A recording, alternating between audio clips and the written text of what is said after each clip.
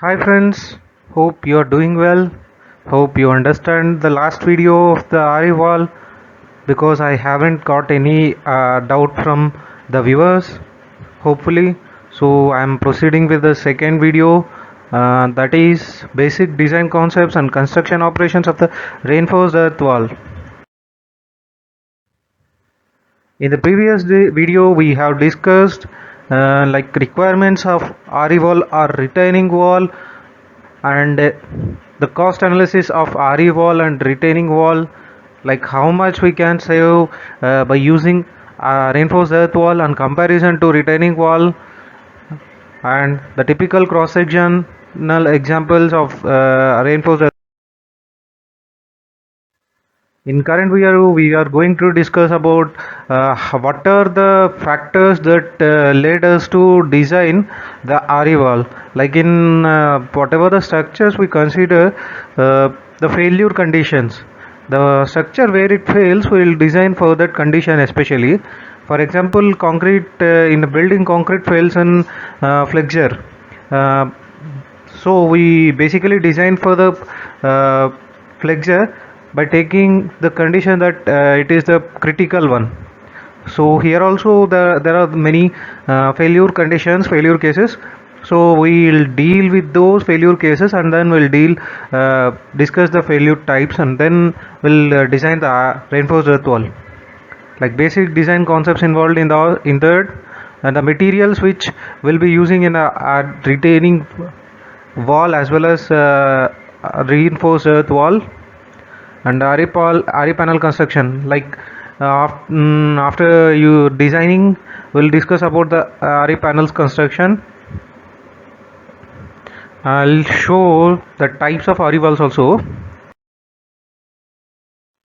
Like the design of RE wall reinforced soil structures is considered in two parts, like external stability and internal stability.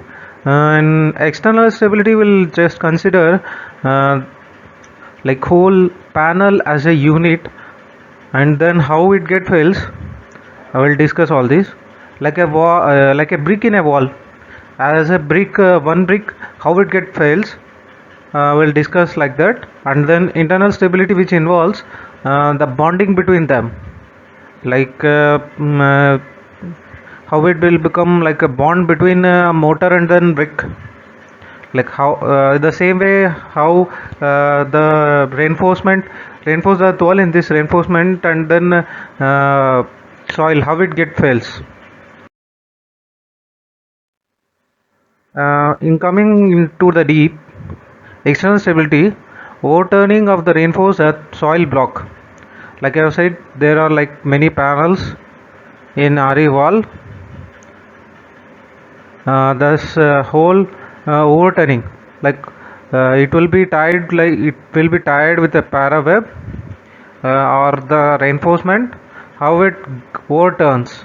Even though we are providing the reinforcement, there may be a overturning due to the differences in pressures or different lack of design, like whatever, how it get fails. And forward sliding of the structure, like this may get forward structure, so this may come forward and then get fail. And in internal stability, like the panels, if you are placed like this, the tensile rupture at any point. There may be a, by after adding soil or load on this, like how it get ruptured, like how it get cut in the middle, by considering that. And then tensile shear failure, connection between the reinforcement and the facing element, like the connection between whatever we design, and we assume that the bond between the adhesive material, it is weakest point, weakest zone. Like in supports, for example, in buildings also, the supports are considered as the weakest points. Like shear failure will consider torsion, bending moment will be high, because the we in civil related structures we always consider adhesive joints, like the joints are always like considered as the weakest zones, and will consider the failure at that point. The same here also happening between tensile or shear failure at the connection between the reinforcement, and this is the how the reinforcement and the facing element. Like fascia panel we consider here, or maybe the block, modular block also, the joint, the loss of frictional bond between the reinforcement and the soil fill. The most like the most important failure which we have to take care. This is a common failure which we all see nowadays. Wherever the RE valve fails, this is what everywhere it is happening in India. Not only in India, in the whole world, it is happening. The bond between the soil and the paraweb, when it gets like reinforcement, when it gets detaches, then automatically panel gets slides or turns, etc. And coming into the design assumptions, actually we follow the same design principle what we follow for the retaining wall, anchored retaining wall design. In that, especially anchored retaining wall, this is retaining wall, RT wall, and this is the fill for suppose soil. These are the anchors.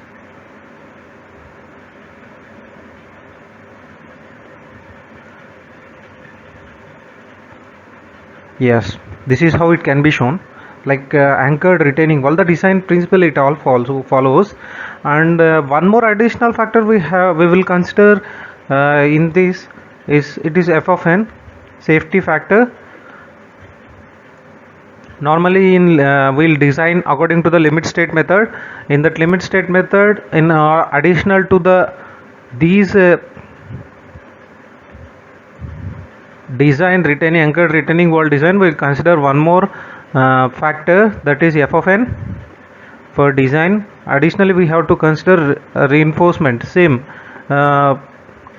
this one, anchored retaining wall, it has only one reinforcement. In this RE wall we have it like number of reinforcement,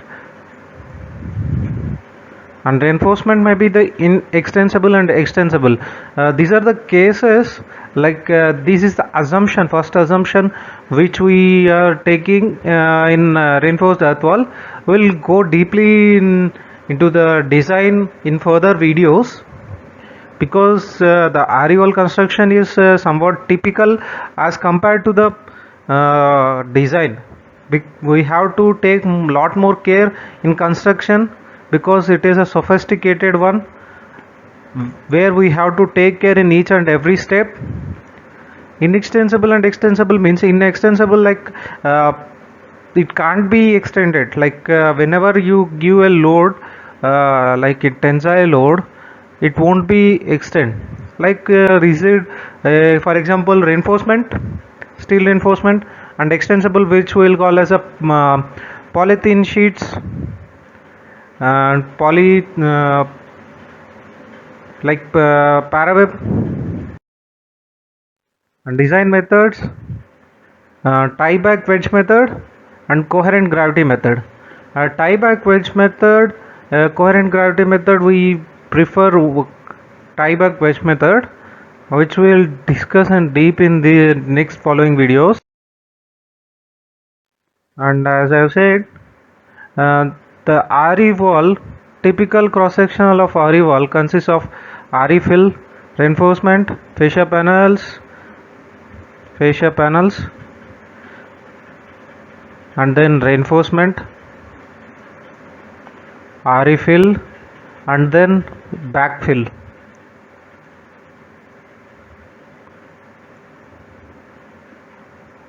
Like in RE fill, we will assume that there are no hydrostatic pressures.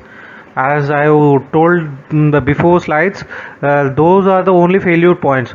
In that we have not considered the hydrostatic pressure. Please keep in your mind, and then take the RE fill soil accordingly. because we assume the whatever the water comes into the soil, it will go within no time, within within 1 day it has to be go. It should not stay here. If it stays here, then the failure it all starts from here. So further consideration itself, we are taking that type of soil where water will flow as like a drainage, that it should not hold the water. Gradation of filter media as per the IRC SP 102, like it is a bible for the RE wall. And the revised version is also coming, and it has not yet published. It is under process. By the end of the 2020 we may get 2019 version. And we have to take care, especially in 75 micron. It should be 75 micron should be less than 15, because below 75 micron, which we all call it as clay, so clay material should not be there. If clay material is more than 15%, then there will be a swelling. If swelling happens, we may get hydrostatic pressure, swelling pressure, which we call. I will also explain those terms in separate geotechnical videos. If we face swelling pressure, the structures will get deteriorate, like the reinforcement also get deteriorate in these panels which we have attached. And we have to consider one more thing: 10% of the particles should not be smaller than 150 micron sieve. 150 micron sieve, if you take it as and PI should be less than 6, and I will explain where PI should be less than 6. PI, if it comes 5 or more, then you have done a good Atterberg limit test. But if it comes as a PI is 2, 1, because it never comes 2 and 1, because that liquid limit and plastic limits, like if you do in Casagrande method or cone penetrometer, like you get below 6 or you get 0. Sorry, you get above 6 or you get 0. We'll explain all those in further quality lab videos. And the angle of friction should be more than 30 degrees. It should not be less than 30 degrees. And few people have asked in many questions, why can't we use fly ash in RE-fill? Yeah, we can easily use fly ash, and I'll explain in further videos also how fly ash is to be used. And somewhat it is different. If we use fly ash, the the angle of friction should be more than 30 degrees, 38 degrees design itself for fly ash. It is clearly written in IRC SP 102.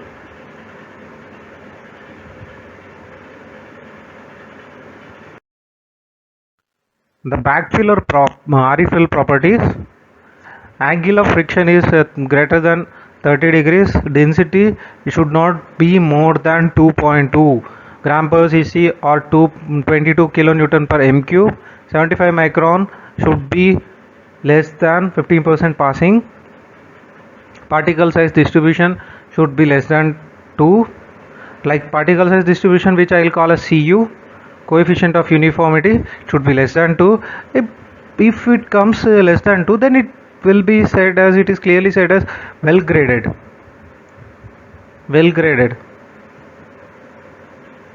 I'll explain the coefficients in further slides also, in soil geotechnical slides. What is the significance of CU, CC, coefficient of conformity, why is it all used, and what is soil classification, how classification has to be done as per ASTO, as well as our India standard method, and all I'll explain in the those geotechnical videos. Cohesion should be negligible, because in this method, like in construction sites, we used to have only direct shear test. So in direct shear test, we can do only soil sandy soils, not to clay soils. It will work best for the sandy soils, that is direct shear test.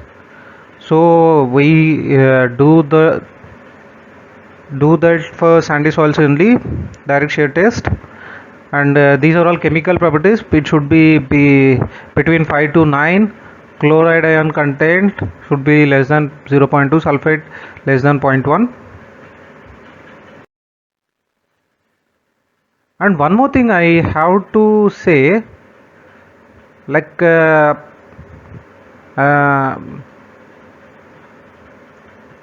in panels, this is panel and this is refill, this is backfill, for example, and this is backfill, refill, and this is panels like this. In backfill,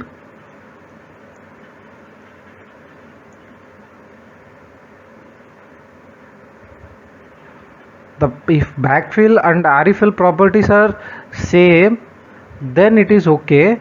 If backfill and properties and refill properties are different, then there you should provide some drainage layer, especially for smooth functioning of the refill, re panels, as well as re wall. Because if the properties of this soil and the backfill soil are different, then there may be a chances of cracks in the top of the road, because I have seen those cracks, and I will suggest you to use the drainage layer in between this refill and backfill if their properties are different. Because refill, backfill, swelling pressures are different, swelling index is different, then what it will happen, differential settlement will happen. If this if free swelling index is high, then there will be for sure high swelling, there will be high swelling in this, and there will be a low swelling. The cracks will appear. I have seen in both rigid pavements as well as flexible pavements. So better use one drainage layer in between reinforced earth fill as well as the backfill in RE wall. And coming to properties of the drainage bay, means bay you may not understand. I'll explain clearly. Bay, it is like a flowing channel where the water it all gets, and from these channel it will go out. It is drainage bay. So whatever the water collected by the reinforced earth, so that water is being collected by the drainage bay. This may be due to the GSB or the aggregates. Accordingly we will design, like this is the sieve analysis, 37.5 maximum, and then 20 mm it is a nominal aggregate size, and then 12.5 the drainage material has to follow the gradation. Besides meeting the gradation requirements, it should ensure that the aggregates are not friable, flaky, elongated, and sound in strength. And one more thing, if you don't want to use the drainage, as aggregates, better use geocomposite, because geocomposite is easy to work, and moreover we have to provide drainage bay in bottom layers, especially up to 2 meters and 3 meters we have to provide drainage bay, because the whatever water comes, it will go down for sure, if it is like, even though it is the RE wall, maybe even though it is placed in this slope, the water won't go like this. First it will go in a vertical direction due to gravity. If whatever the water comes in contact with the RE fill, the water will go down and the reinforced earth will collect the water, and it will pump out through these pipes. I'll show in construction operations how these pipes are designed, and will provide the geocomposite around these pipes, drainage pipes. The water will be drained out for the smooth functioning.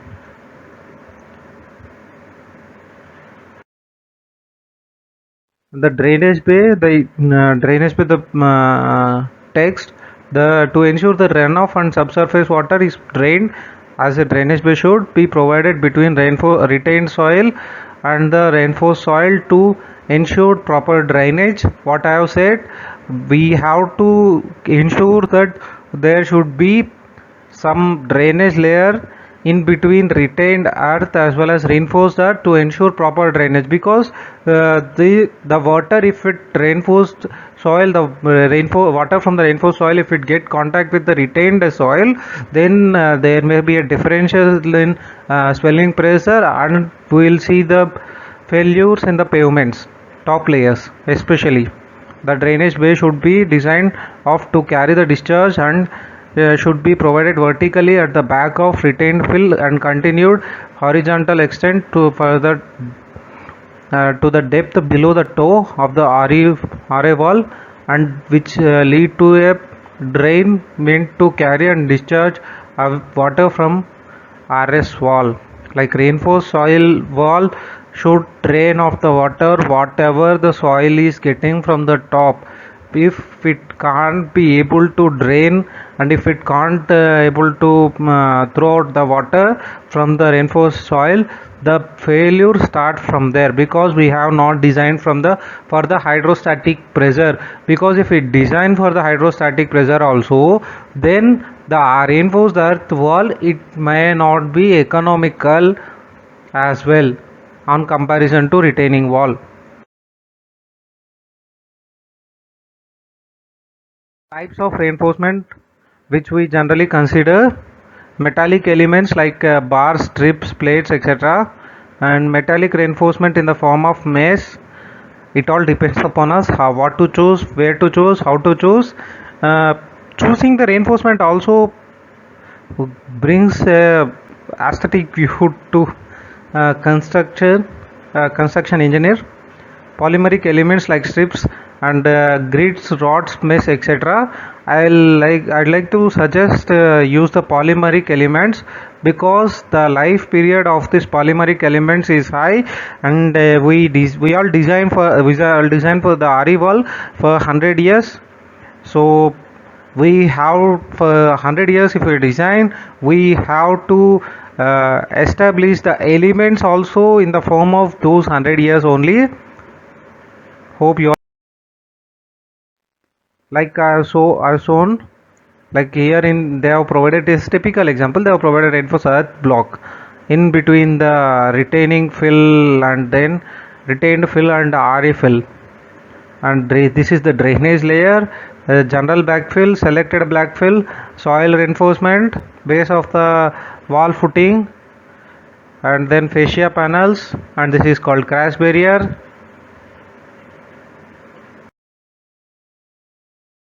Typical cross section of RE walls. And types of RE walls, I have to say one more thing. These are all modular blocks, fascia panels. These are all like bricks.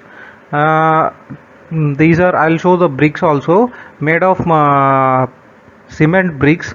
Those are also precasted. And one more is fascia panels. Panels we basically consider because it is a time taking process.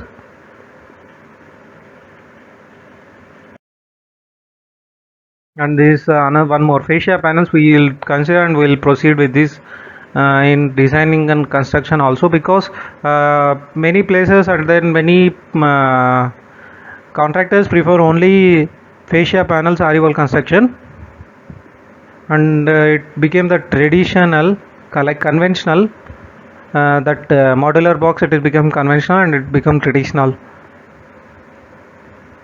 And the filter media, like drainage layer, which drainage bay to be specific, which we have to provide like this, and 200 layers, 200 layers, and then 0.6 wide. If we can't be provide the like this, then better use geocomposite, because geocomposite is easy to place, and geocomposite cost is on comparison to drainage bay provision, it is less, because the handling also it is less. And if we take more care for this, we need separate equipment for the compaction, right from the compaction. So using of geocomposite is very easy.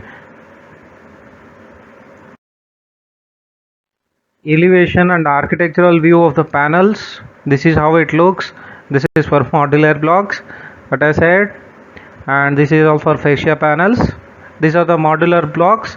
In this modular box, only 40% of the concrete is there, rest it is hollow. And these are all RE panels. We have to use M35 concrete minimum. We have to cast those M35 panels in the precast yard itself. And one more thing, the concrete for the modular blocks also the same. Construction of reinforced earth wall can be done in two parts. One is precast, as I said, precast panels, fascia panels, and in situ. In situ will do leveling pad and then erect panels. Then we'll proceed for the earthwork. Then placement of paraweb and cycle repeats, and then at the end we'll provide the crash barrier and frictional slab. And I'll discuss all those operations in the next video, and that is in situ operations, where it will come.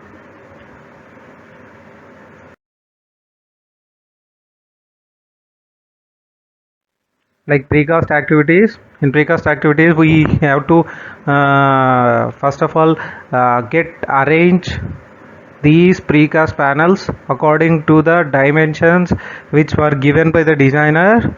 In India there are many designers, and then supervision, engineering supervision for the RE walls. One of them best is McAfee, what I have experienced. Steps involved, like panels have to be kept on a PCC where with even surface. Even surface is must and should, because if there is an uneven in the PCC placement of the panels, then though it will directly reflect on the panels where those panels will be used at site, and the architectural view will get damaged, like aesthetic look what we say, it will get damaged, as well as the main thing, it will deviate the structural behavior. Cleaning of molds is necessary. Reinforcement tying in the panels, and demolding agent application, concreting, removal of panel from fold, and it has to be taken from the mold, and then it has to be placed in curing tank, placement of panel at storage yard. Before going into the operations in deep, I like to share the typical cross sectional of panel. You have to observe one thing, this TCS panel have the reinforcement, bottom reinforcement and top reinforcement are same. You have to observe one thing, like in slab, the top reinforcement will not be like much high, because it is top is in compression and bottom is in flexure, like tension. So this panel is in both sides, outside and inside, both sides it is in flexure itself. So we use both the reinforcement same, and these hooks have to be placed proper way. It has to be placed according to the drawings, and I will show you the checklist in the last next videos also. Like after construction of RE wall, after quality involved in the RE wall, I'll show the checklist also, how to prepare, what are the checkpoints we have to consider. In this it will also come, because if there is any differences in these hooks placement, then it will directly reflect in the RE wall like RE wall failure, because it will compulsory fail. Why? Because if the panels are arranged in wrong manner, then if I consider a panel one more here, if these hooks are not matching with these, like these hooks are not matching with this, then there will be a offset in the placement of the soil below the paraweb. Like reinforcement whatever will tie, it will not, those will not be the same. I'll show that photos also in the net. It is placement of mold on PCC and shuttering, demolding agent application, and concreting. Before going into the deep, we have to check the level of the PCC. If it is even, then mold has to be placed on that, and then we have to check the mold in whether they in proper dimensions or not. Because if they are not in proper dimensions also, then it will get the effect on aesthetic view, where there will not sit panels won't fit in a proper way.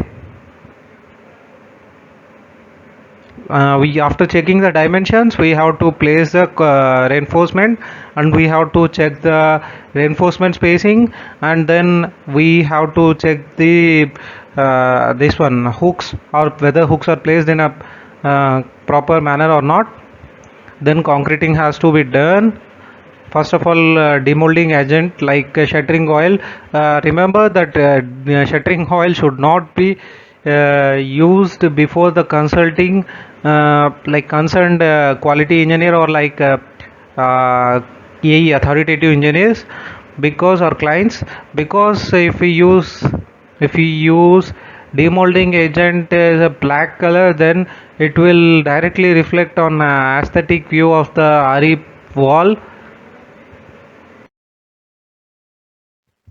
After demolding, after concreting, demolding has to be done after 6 hours at least, so that the final setting of the concrete should have happened. Because if we use admixture, then it will take 8 hours. Because huge admixture we will design up to we will design the slump retention up to 2 hours plus, that's why 2 hours plus 6 hours final setting, basically. So 8 hours it has to be kept. After 8 hours only we have to remove the demold it. And after removing, lifting has to be done with the 4 hooks with the help of 4 hooks. Don't lift it with the 2 hooks. If we use 2 hooks only, then what it will happen, the eccentric loading it happens, and then it, since it is only 8 hours age, it won't be gaining strength to sustain the self weight also. Lifting and placing at the curing tank. After lifting the panels, it has to be placed in curing tank, and as per the design you may get it, but this curing, how many days, you have to do 7 days curing in curing tank if you are doing in curing tank, or if you are doing in outside the curing tank, at least 3 days you have to place in curing tank, and then rest 12 days, like 11 days you have to be placed at storeyard, and keep Hessen cloth on that, and then continuous curing should. In the strength, stacking and storing is also to be done on a PCC platform, and if for more than 4 panels are not allowed. At max you can keep 5 panels. That too you have to use the same type of blocks in between the panels, because if you use more than uneven blocks, there may be a eccentric loading in the panels, bottom panels, which may lead to develop cracks in the bottom panels. Next video, what we are going to discuss: construction operations at site, do's and don'ts of both RE panels as well as at RE wall construction, quality assurance and quality control in RE wall. The most important thing, uh, we will discuss for separate video. What are the quality checks and the checklist I will like to include in this. And designing of RE wall. Designing of RE wall is a simple technique, but we have to remember the assumptions and case studies of RE walls where RE wall got failed, how it got failed. Please like, share, comment, subscribe. Thanks for your support. This will surely encourage us. Thank you.